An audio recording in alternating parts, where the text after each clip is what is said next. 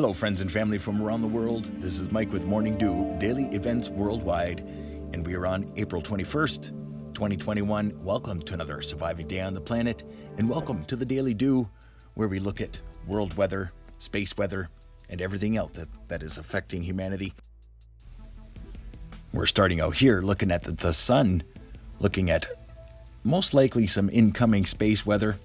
Looking at the last 48 hours incoming images, we do have that active sunspot that released an M-class solar flare. We also have plasma filaments that are erecting in the outgoing position as well. There's a lot of activity. You can see that outgoing sunspot shooting out some plasma, but definitely an active outgoing more than incoming.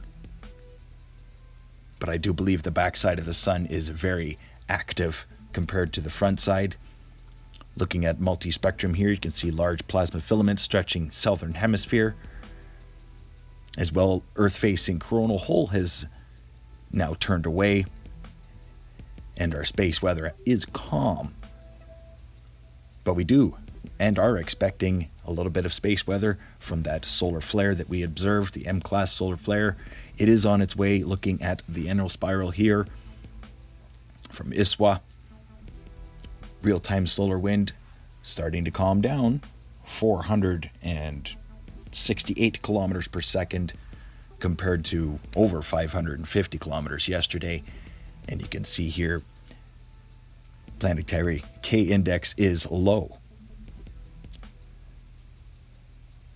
And if you're looking at those images in the first little bit there, you can see on the right top side, there was some action coming out of that sunspot, and you can see it released plasma filament there. Looking at LASCO 2 and LASCO 3, left side there is Venus and Mars. Mars is the little guy. Or sorry, Mercury. Yes, Venus and Mercury. Looking at the Schumann resonance for today, a nice calm power of 7. You can see green across the board here.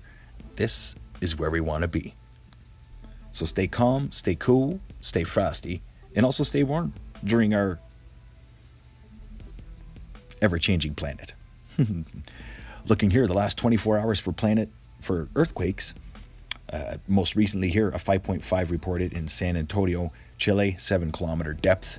They did see a 4.1 at 64-kilometer depth in the region ahead of that. But before that earthquake, it was very quiet. There was not an earthquake anywhere except for small earthquakes through North American plate. Looking at some activity here through the Caribbean plate as well. That was from yesterday. Small 3.0 here reported. White City yet again. And as well, Milford, Utah, 2.5. And seeing earthquakes, Mena, Nevada, and westward into Juan Bautista, California, 3.1. But we are seeing some activity through Yellowstone today as well. Looking here, the USGS. I mean, they're pretty small earthquakes, but I'm going to note them out anytime that they're around, because even a 2.1 in Mammoth region, just north of Yellowstone Lake, 2.2, and as well a 0.1 and a 0.4. But nothing too major, but I'm always reporting it. 3 small quakes there, just north of Yellowstone. Most of the action has been north of Yellowstone. Looking here through Alaska, 2.7 there, 2.5 there, Elfin Cove still. As well, Hawaii reporting a 3.0 just recently, 36-kilometer depth in Pahala. All those earthquakes are from yesterday. So there's another alert, 5.5 Valparaiso, Chile. Tonga region, 4.9. That was today. Around the same time, 280-kilometer depth. And then we were expecting a larger earthquake.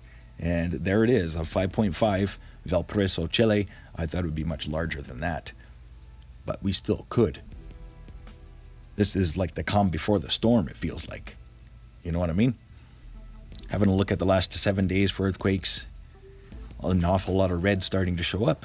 And that means we're going through a quiet time, but you have to expect some activity to come back to the plates, especially after all of especially after our planet was affected by space weather over the last couple days, well, about 3 or 4 days now, we're going to be looking for some release here on the planet.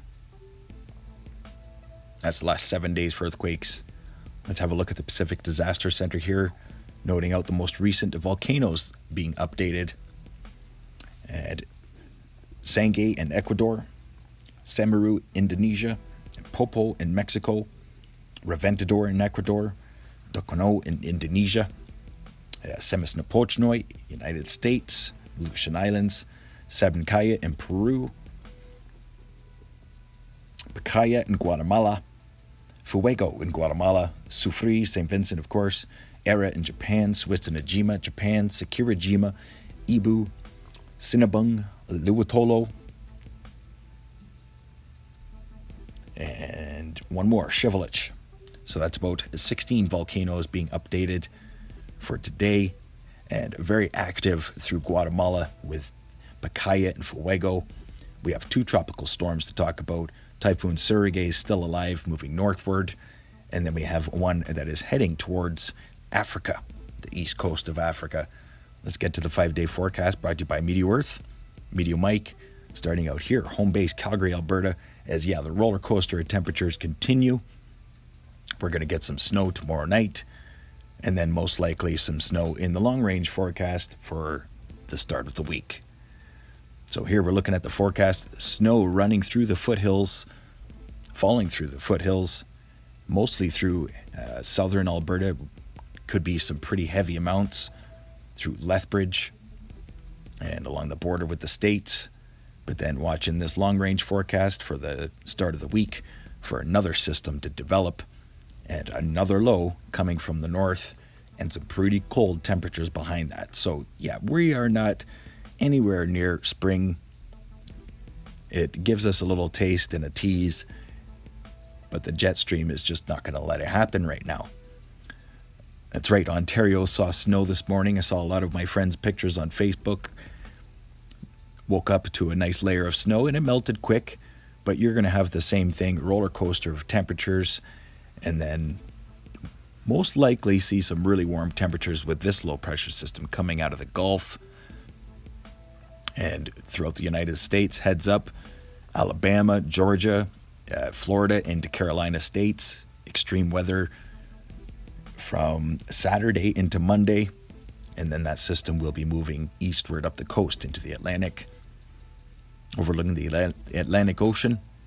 Big high pressure ridge locked in the middle, and big low pressure system here getting ready to head into parts of Portugal and Spain. That could be a nasty event, and it looks like it's going to head right into the Mediterranean. That could be a big storm for parts of Europe and northern Africa. High pressure ridge locked over the United Kingdom. Not much rain, but warm temperatures coming up, and low pressure system parts of Eastern Europe, keeping things cool and wet. Overlooking Southeast Asia and Russia, big high pressure ridge in Russia, drying things up. Low pressure center here developing north of China and as well on the coast of China, but this one here heading into Russia.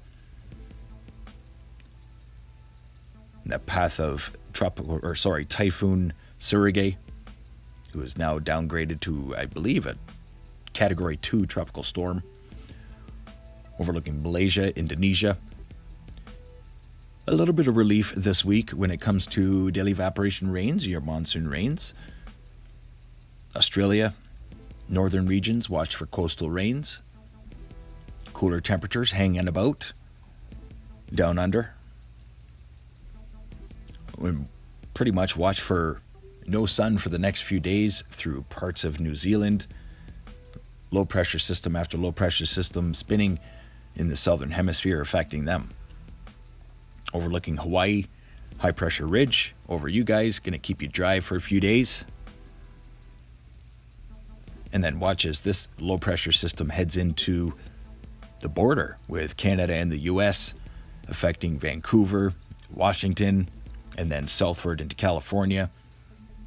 Bring some moisture, but it's going to bring snow, parts of Canada, Western Canada, and as well to higher elevations through upper Midwestern United States. Cold temperatures lingering still through parts of Colorado and central United States. Most higher elevations, they're really keeping their cool temperatures. Baseball-sized hail reported in parts of Argentina today, and I had reported and forecasted some pretty extreme weather. And yeah, sure enough, baseball-sized hail, that's pretty extreme. So yeah, daily evaporation rains, heavy rains, and extreme weather towards the border with Bolivia and Brazil, Argentina. Overlooking Africa, no major weather events except for the coastal tropical system here that is developing. Its name is Tropical Cyclone JOBO, who is a Category 1, and it looks like it's going to be heading straight into the coastline, taking a beeline for Zimbabwe, and then heading into the parts of Uganda. Like, are you kidding me? Oh boy, what is going on our planet? Well, it's changing drastically. Why? Well, collapsed magnetosphere, amongst many other things. Solar cycles, celestial cycles. Gonna leave you here looking at the northern hemisphere versus the southern. Much love to you all. Thank you so much for watching and tuning in to the Daily Dew. Stay aware and prepared, stay young and have fun, and get your morning dew. And most of all, be safe out there. The frequencies are wild. These cosmic energies are invading us. Stay safe out there. Bye-bye.